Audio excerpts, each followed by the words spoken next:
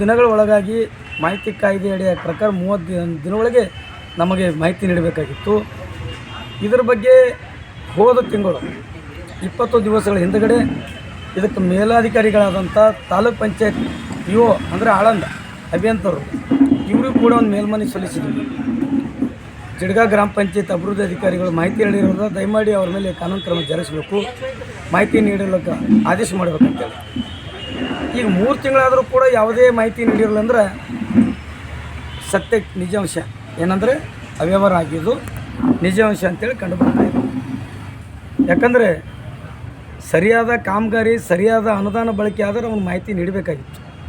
3 ತಿಂಗಳು ಮಾಹಿತಿ ನೀಡಿಲ್ಲ ಅಂದ್ರೆ ಲಕ್ಷಾಂತರ ರೂಪಾಯಿ ನುಂಗು ಹಾಕಿರುವುದು ಮೇಲ್ನೋಟಕ್ಕೆ ಸಾಬೀತು.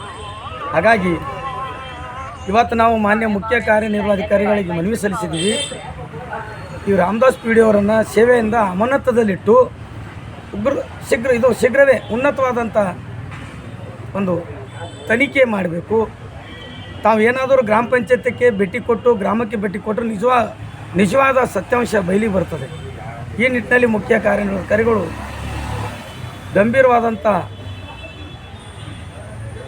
ಈ ಒಂದು ಬೇಡಿಕೆಯನ್ನು ಗಣನೆಗೆ ತೆಗೆದುಕೊಂಡು ತಕ್ಷಣವೇ ಇದರ ಬಗ್ಗೆ ಈ ನಮ್ಮ ಸಮಸ್ಯೆಗೆ ಪರಿಹಾರ ಹುಡುಕೊಡ್ಬೇಕಂತೇಳಿ ಇವತ್ತು ನಾವು ಮನವಿ ಕೊಟ್ಟಿದ್ದೀವಿ. 12 ದಿವಸಗಳ ಕಾಲಾವಕಾಶ ಕೊಡ್ತಾಯಿದ್ದೀವಿ.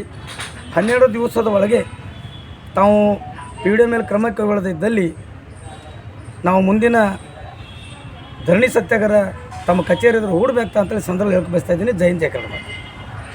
ವೀರ ಕನ್ನಡಿಗರ ಸೇನೆ ನೇತೃತ್ವದಲ್ಲಿ ಕಲಬುರಗಿ ಜಿಲ್ಲೆಯ ಆಳಂದ ತಾಲೂಕಿನ ಜಿಡ್ಗಾ ಗ್ರಾಮ ಪಂಚಾಯತ್ನಲ್ಲಿ ನಡೆದಂಥ ಲಕ್ಷಾಂತರ ರೂಪಾಯಿ ವ್ಯವಹಾರ, ಕರವಸೂಲಿ ಆಗಿರ್ಬೋದು, 15ನೇ ಹಣಕಾಸು ಆಗಿರ್ಬೋದು.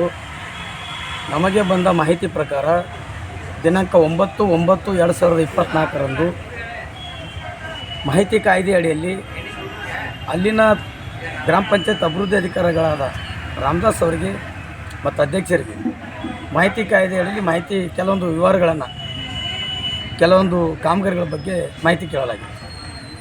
ಸುಮಾರು 3 ತಿಂಗಳ ಗತಿಸಿದರೂ ಕೂಡ